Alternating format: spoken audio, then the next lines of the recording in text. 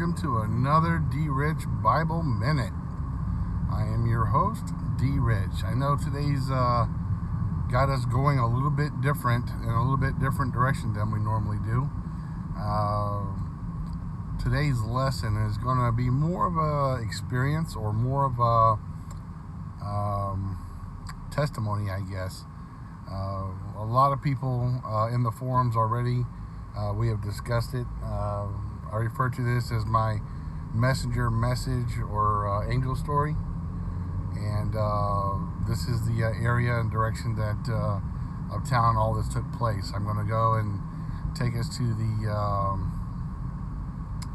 the original site where I picked the dude up, which has changed quite a bit because before it was an old rundown, Texaco. Had probably 2 pumps, an awning, and then like a old convenience store type old little Champ kind of set up convenience store, real nasty looking thing. And then it also had a little strip mall attached to it. Right next to it was a little taco place / Mexican grocery. And then next to that was, I guess at a time, it was a car lot. And then it became an auto repair place.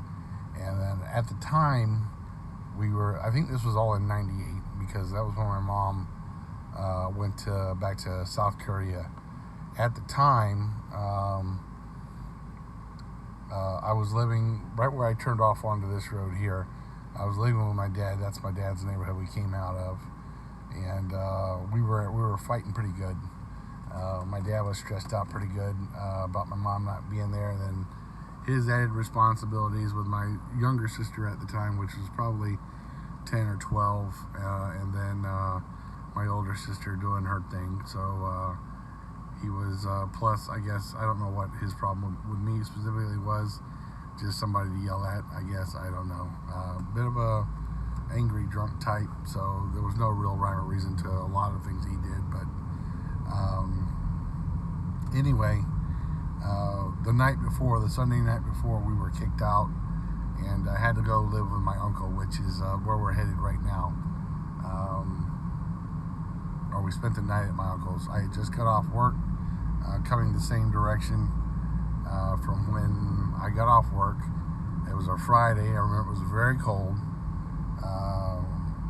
And a little truck I had, it was a 1964 Falcon Ranchero, which is kind of like an El Camino, half truck, half car, and it was an old beat up thing, and the heater didn't work too good, but it worked well enough to be inside, or preferably to be inside that little thing. And at the time, believe it or not, I did have a cell phone because I was on call with a refrigeration company, and we had some of the very first cell phones, and I pretty much had a cell phone, I guess, from 95 on. And we came through this area here, called my uncle, wanted to see if he wanted me to pick up some tacos or something from the little Mexican place. He said, get some drinks. And I was driving through here and stopped off at the little store to get the drinks. This part of the road is kind of the same setup. Alright, this guy better stop. Alrighty. So right here on the other side of this light, it's a racetrack gas station now, but because they bulldozed the original little crap gas station. But right here at this racetrack, where's that little Texaco? And the entrance was about the same place where it was now. The interesting thing was that ground set a lot lower than it used to, or it's set a lot lower then than it does now. So you go down a hill right here, and you can see the whole parking lot. And I parked right about in this general area, because the gas pumps were actually over there instead of there. And this was the front of the store. So I gets out, open the door, and get out just like this. The dude was standing right in front of me. I mean, like at the end of my shadow there. He was standing like right there. 3 feet away, maybe, if that. I'm going to get back in here to finish the story, but I went in, or he asked me, dude, I just got out of jail, and I'm thinking in my mind, strike 3. He's like 6'6", maybe 7, 250, huge black guy. Had dirty, nasty pants, work boots that weren't laced up properly. They're all nasty too. I had a Woodlands Army jacket, had the Woodlands camo pattern on them, and then a beanie on top with a pretty good hefty beard, or at least a pretty good scruff. Asked me for a ride across town. I told him, well, my uncle's expecting me. I'm coming here to get a couple of drinks. So I go inside. Do have my whole paycheck on me, which was probably $280 at the time. But I went inside and got the drinks, put the change in my right pocket, put the rest of my check in my left pocket, because I used to help a lot of people out a lot back in the days. And before cell phones and stuff, people get stuck. I'd offer them the phone, offer them a ride, whatever. But anyway, whatever you do, normally they ask you for a couple of bucks regardless. So I'm thinking, well, I don't want to pull my whole paycheck out in front of this guy and give him $2, because we would be sitting this close. So if he wanted to, he could just clobber me and take the whole thing.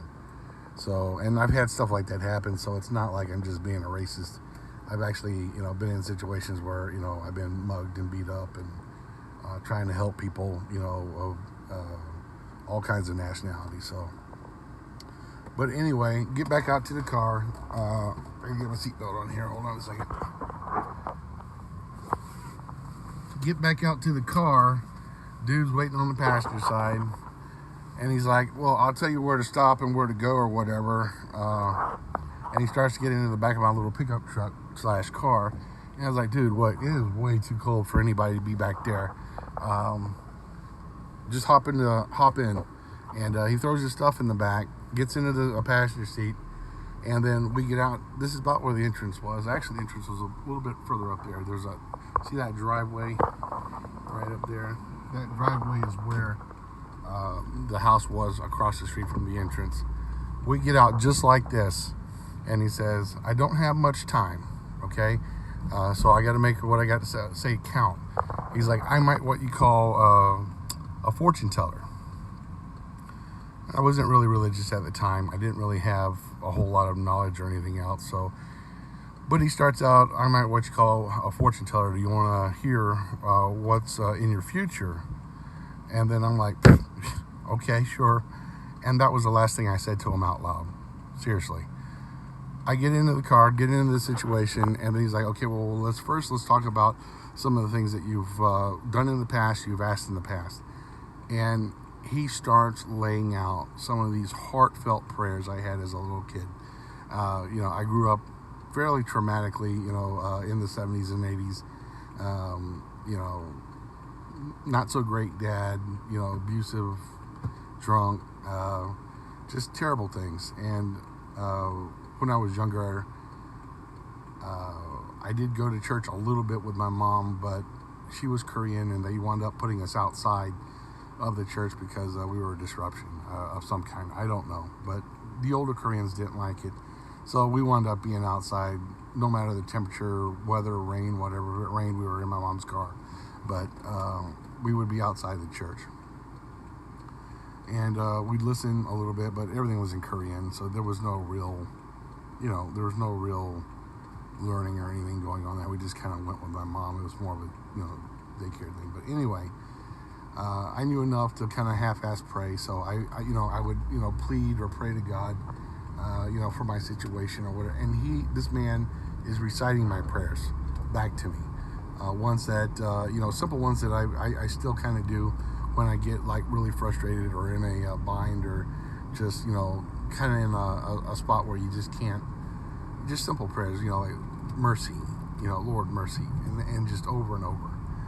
And he's reciting these prayers, and he's reciting all these things, and he tells me that God heard me, because I did fall away for a time, and thought to myself, there is no God. There can't be a God. If there was one, he wouldn't let such things happen, yada, yada, yada. And, but anyway, this man is explaining to me, God heard me. And to the point where he's now reciting, again, my prayers to me. We're going through this. About this point right here, he's talking about what's going on right now. Talking about my dad, didn't call him by name. But basically knew that he was a teacher, knew that, he had an extramarital affair, knew that he was dealing stuff with my mom, just on and on and on and on. And then he gave me advice on how to resolve that situation with my uncle and what to say and how to go about it, this, that, and the other. And it was just, at this point, I'm getting to a point where I am like, how can this guy know all this stuff? And then right about here, he starts talking about some of my love interests and talking about this girl I had a really big crush on, really big heart for, and basically told me that at some point in our future, in the near future, that I would be given one chance, just one and only chance. He said, he stopped and he said, actually it's two, but by the time you get to your second chance, you're really not going to care because you're going to be with your wife, your future wife at that point. But you'll have one chance before then to actually, hook up with her or whatever. And that's exactly what happened.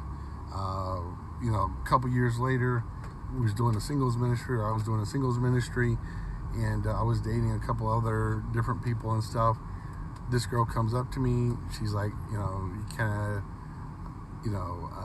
didn't know what I was missing and all this other stuff, and wanted to know if I wanted to go out on a date with her that night. And when we were doing the singles ministry, we were doing like speed dating, and she wanted to go out one-on-one, and I had just gotten off of like a third or fourth group of 20 that weekend, and I was exhausted. Maybe next weekend. She said sure. Next week came around, she's dating some other dude. One chance. And at this point right here, that used to be a Winn-Dixie at Victory Church. I turned to the guy and thought, dude must be my guardian angel. He stopped mid-sentence. No BS. He stopped mid-sentence, turned to me, smiled, kept on talking. Then he started to talk about my future at this point.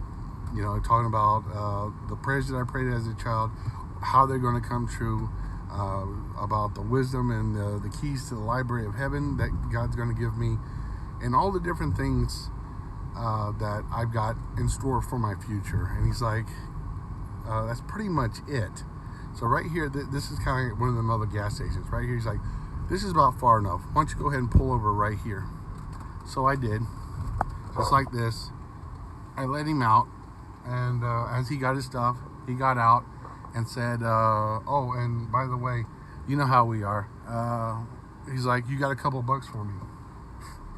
And he smiled. I looked at him, and then I did a U-turn. I handed it to him. I did a U-turn just like this. And by the time I got back, he's gone. Just that fast. He appeared out of nowhere. He disappeared just as quick.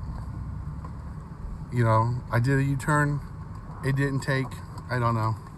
You saw how fast that one was, and I was doing it slow. It didn't take a few seconds. And here's the thing.